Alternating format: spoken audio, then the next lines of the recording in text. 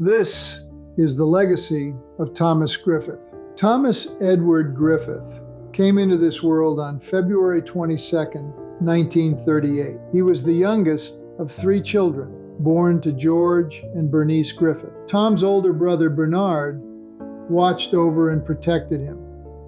His sister Phyllis, well, she was his very best friend. Now, as a baby, Tom obviously didn't read the newspaper. But if he had, he might have decided to delay his arrival. The Great Depression was still gripping the country, and social tensions were rising. Working class people, like Tom's father George, worked hard just to put food on the table, while upper class socialites continued living lavishly. This social divide, it played a major role in the lives of Tom's parents. Tom's father, George Washington Griffith, was born and raised on a farm. George loved to say, "When I was a boy, my family were farmers. Before dawn, we'd load them up on the horse and buggy, and I'd take them to the city and sell them. Coming back home, I'd be so tired, I'd fall asleep, but the horse, he always knew the way home." Tom's mother, Bernice, was originally a stowe. By the time she turned 20, she was a professional architect and interior designer, working for her father's construction company. She was also an amateur oil painter. The Stowes were wealthy business owners, part of Chicago's elite socialites. They built immense fortunes through construction and real estate. They didn't just live in Chicago, they built it.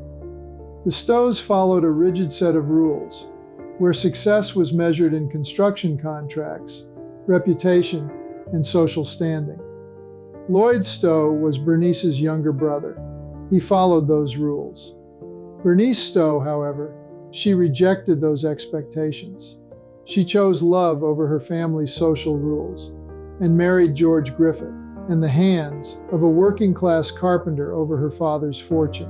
Bernice was disinherited and fired from her father's company for marrying the man she loved. So she became a working-class school teacher and later a mother. From this choice, Tom learned one of life's most important lessons. Love is more important than money. The legacy George and Bernice passed down to Tom and his siblings was not monetary. It was genetic. Bernice passed down to Tom a love of design and fine art. Tom loved photography, stained glass design, sculpting, and painting. Bernice enjoyed horseback riding and evenings at the theater. Tom enjoyed horses too. Tom's father, George, passed down to Tom his miraculous hands. Tom, like his father, could build a house from scratch and fix anything that broke. George also enjoyed playing the piano. During the 1920s, he earned extra money playing piano at fine hotels and speakeasies. George's piano skills were passed on to his two great-grandsons, Chris Griffith and Jeffrey Griffith. George and Bernice loved to dance, and so did Tom. Because of Tom's parents, he became what you might call a Renaissance man, if the Renaissance included car repair, fishing gear, and at least one camera always within reach. Tom was a scholar, educator, car and home repair enthusiast, photographer, historian, and storyteller, fisherman, horseman, husband and father, animal lover, gardener, and somehow still found time to sleep. As a child, Tom lived through the Great Depression and World War II. Like many children born during the Depression, Tom developed a strong work ethic, fueled by a deep-seated fear of financial instability. In Tom's youth, he and his siblings were sometimes summoned to visit their Stowe grandparents without George and Bernice. Tom experienced an extreme contrast in lifestyles, moving from make it work to "Don't touch anything, it's expensive." In 1945, George packed up the family and moved them to sunny California. To Burbank, where a job building sets at MGM Studios was waiting for George. Because when you can build anything, Hollywood eventually calls.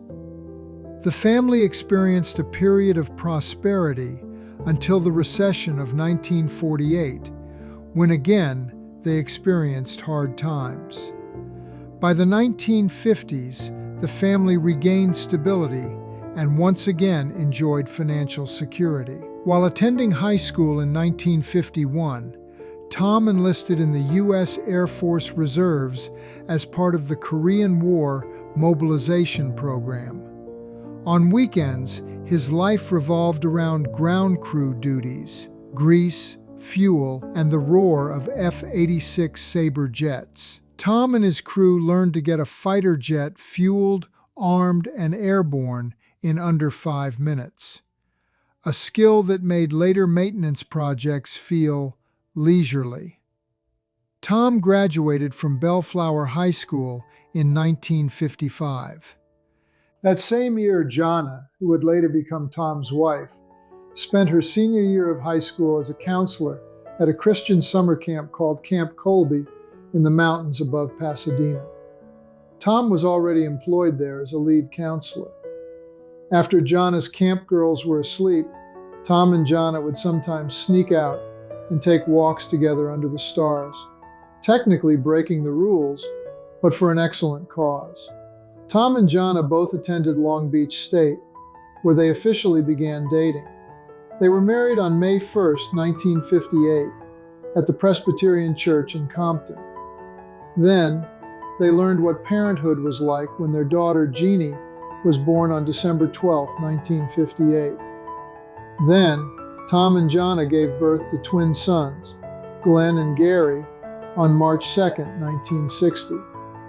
During that time, Tom lived a double-shift life, working full-time as a night janitor, attending college courses during the day, and studying in the early morning hours. Coffee was not optional. Their youngest child, Julie, was born on March 26, 1963. Tom loved his family and desired to build a better future for them. So, Tom worked hard. He became a teacher, a principal, then a superintendent, and finally a LA County consultant. One of the great benefits of Tom being in education was that weekends, holidays, and the entire summer, Tom was able to spend time with his family. On weekends, Tom had time to teach his sons car repair skills and how to build and upgrade homes. During holidays, Tom and Jonna created fun things to do together. At Christmas, the whole family would pick out a tree on Christmas Eve and decorating it together. The family would go to Big Bear to enjoy the snow. At Easter time, Jonna would sew everyone outfits for church. After church would be Easter egg hunts at their Grandma O's house. During the summer months, the entire family would travel. Oftentimes, they'd travel to Montana in a small trailer to visit their Aunt Phyllis and Uncle Dick's ranch, and to play with Ellen, David, and June, their cousins. At the ranch, they baled hay, herded cattle, rode horses, and confidently pretended to be professional cowhands. The family also visited national parks. On one trip, the kids saw a moose for the first time. The most memorable detail? Watching the moose go poo-poo. Tom laughed about that story for years. Tom loved the outdoors and nature. He would often take the family on camping trips. One summer, in Oregon, a fish hatchery truck slid down a steep embankment and cracked open, releasing hundreds of trout into the creek where the family was camping. It became the most successful fishing trip they ever planned, entirely by accident. The family often visited Grandpa George and Grandma Bernice at their marina, where the kids enjoyed fishing, boat rides, and long card games, filled with laughter. The years, they went by quickly. In the late 1970s, Tom became an advocate for the Education for All Handicapped Children Act. After its passage, Tom, Jean Katz, and Jean Gerton trained teachers across LA County. Their methods changed lives and classrooms for generations to come. Through every chapter of Tom's life, as builder, educator, advocate, father, and storyteller, he believed in showing up, fixing what you could with your own hands. And even when he made big mistakes, he tried to fix them. No, he was not perfect, but he did the best he could. Tom's living legacy. Tom's legacy to his children is not something that can be measured or inherited on paper. It lives in his genetics, passed down through hands, curiosity, creativity, and heart. To Tom's eldest daughter, Jeannie, Tom passed on a gift for interior design and a deep love of music. Tom's creative eye found its way to Jeannie's daughter, Cassie, through her talent in photography and design skills. And to Cassie's daughter, Elizabeth, Tom passed on his determination. To Tom's son, Glenn, he passed down a love for fishing, woodwork, and fixing what needed repair. To Glenn's son, Chris Griffith, Tom passed down his love for music. Chris also inherited piano playing skills from Tom's father, George Griffith. To Glenn's son, Jair, Tom passed along a fascination with airplanes and flight. To Tom's son, Gary, Tom passed down skills in home construction, a love of fishing, horseback riding, and a desire for a farming lifestyle.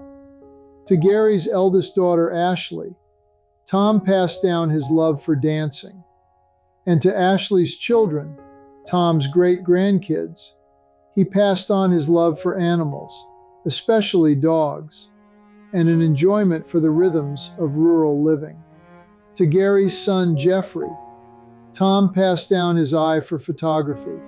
And through Jeffrey to his daughter, Arwen, we see Tom's curiosity and love for dogs. To Gary's youngest daughter, Christy, we see Tom's love for animals and horseback riding. And Tom's great-grandchild, Bree, at 2 years old, is already riding horses. To Tom's youngest daughter, Julie, Tom passed down a love of theater, miraculous hands, and the gift of storytelling. Through each of his children, grandchildren, and great-grandchildren, Tom's legacy continues, not just in what they do, but in how they see the world.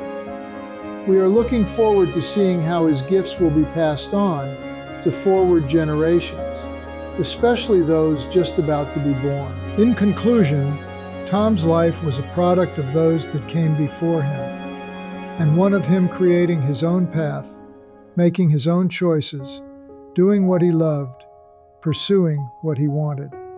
Was he perfect? No. Did he make mistakes? Yes. Did he follow his heart? Always.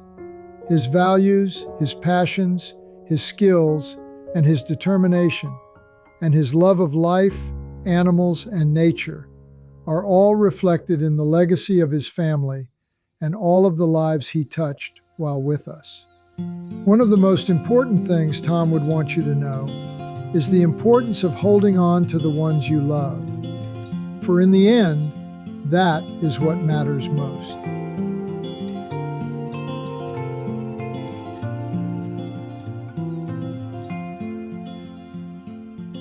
Sunlight fell, it reminded me that life can be so gracious sometimes. And I felt like everything around me was connected somehow.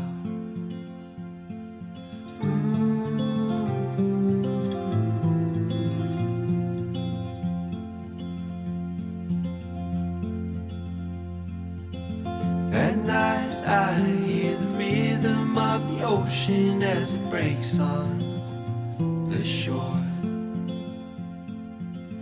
And I think about all the things that I am grateful for. And they say, hold on to the ones you love, keep them close to you. And they say, hold on to this time we have, and let the light shine through.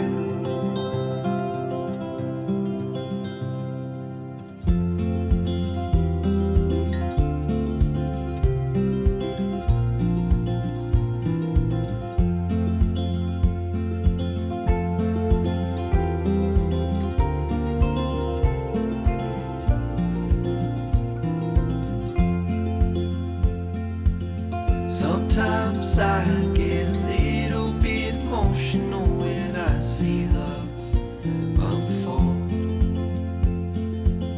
Two hearts bound by reflections of the memories they'll fold.